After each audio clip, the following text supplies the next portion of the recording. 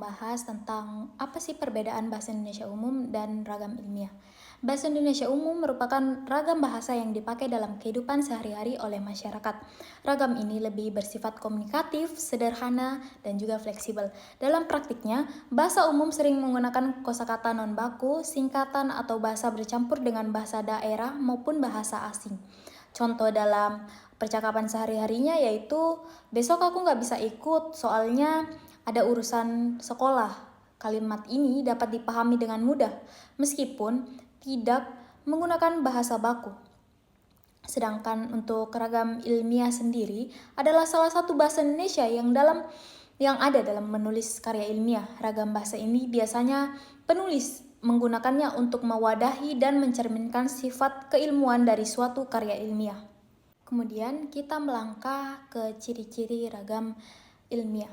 Ragam bahasa ilmiah memiliki ciri khas tersendiri yang membedakannya dengan ragam bahasa Indonesia lainnya. Ciri ini sangat penting mendukung proses penyusunan kalimat dalam membuat karya ilmiah.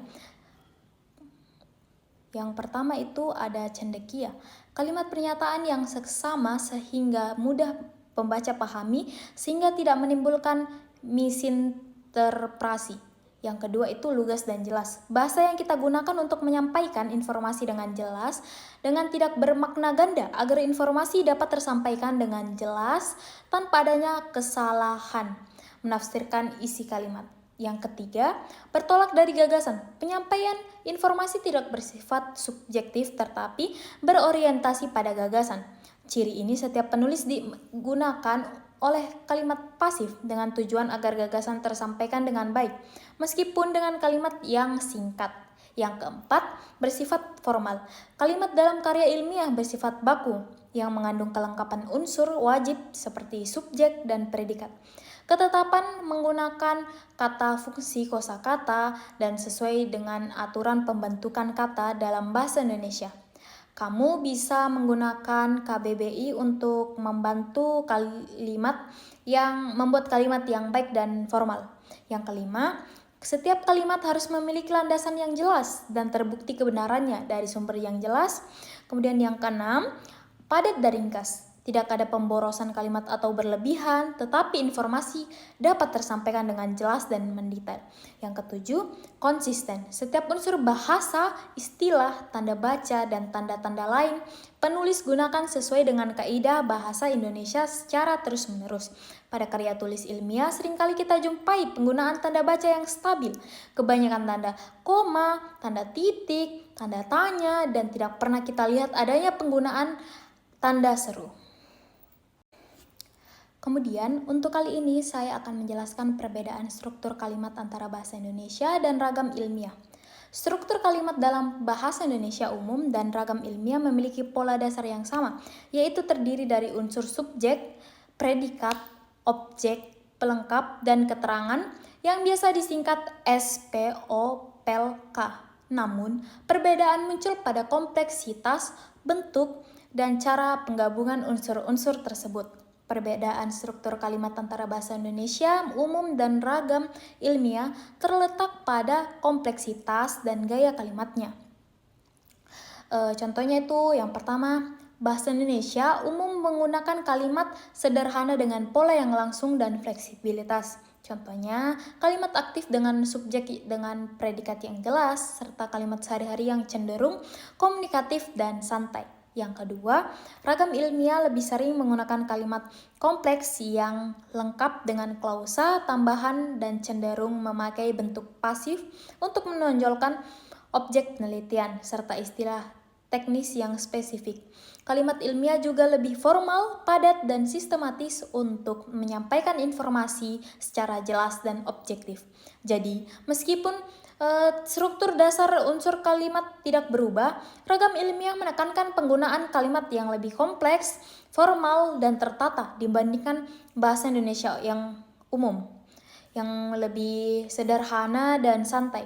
Struktur kalimat dalam ragam ilmiah disusun untuk kejelasan, ketetapan, dan objektivitas ilmiah. Kemudian untuk materi yang terakhir, saya akan menjelaskan tentang konsistensi ejaan dan tanda baca sangat penting dalam ragam ilmiah. Konsistensi dalam penggunaan ejaan dan tanda baca dalam ragam ilmiah sangat krusial karena beberapa alasan berikut. Yang pertama itu meningkatkan kualitas dan kejelasan tulisan. Penggunaan ejaan yang benar dan konsisten sesuai dengan pedoman ejaan yang disempurnakan atau EYD atau Pedoman Umum Ejaan Bahasa Indonesia PUEB membuat tulisan ilmiah menjadi lebih rapi, sistematis, dan dapat mudah dipahami oleh pembaca. Hal ini menghindarkan terjadinya ambiguitas atau multitafsir yang bisa merusak makna kalimat dan kesimpulan peneliti. Kemudian yang kedua, memastikan akurasi informasi. Tanda baca yang dipakai sesuai kaidah memberi struktur kalimat yang jelas, seperti pemisahan unsur kalimat, penanda, dan penegasan. Ini membuat penjelasan ilmiah tersampaikan secara tepat, tidak membingungkan, dan terhindar dari kesalahan interpretasi. Kemudian yang ketiga, menjaga kredibilitas dan profesionalisme. Dalam dunia akademik dan ilmiah, kualitas bahasa dan tata tulis merupakan cerminan kompetensi penulis. Kesalahan ejaan dan tanda baca bisa mengurangi kredibilitas karya dan menimbulkan kesan kurang profesional. Sebaliknya, konsistensi yang baik menunjukkan perhatian terhadap detail dan keilmuan yang matang. Kemudian yang keempat, mempermudah komunikasi ilmiah antar pembaca berbeda latar karena karya ilmiah dibaca oleh orang dari berbagai latar belakang. Konsistensi penggunaan ejaan dan tanda baca membantu menyatukan pemahaman sehingga pesan yang disampaikan bisa diterima secara universal tanpa kesalahpahaman yang disebabkan oleh variasi bahasa atau kesalahan teknis. Yang kelima, menghindari kesalahan dan kerancuan dalam penulisan. Kesalahan ejaan dan tanda baca kerap menimbulkan kerancuan makna, ketidakjelasan kalimat, dan kesalahan penafsiran yang akhirnya mengurangi mutunya. Oleh sebab itu, penting mengikuti kaidah penulisan ilmiah secara konsisten agar gagasan dan data yang disampaikan tetap terjaga keabsahannya. Oke, sekian presentasi materi perbedaan antara ragam bahasa Indonesia umum dan ragam ilmiah dari saya atas nama Nur Anissa Faro dengan NIM 250503 25068. Sekian dan terima kasih.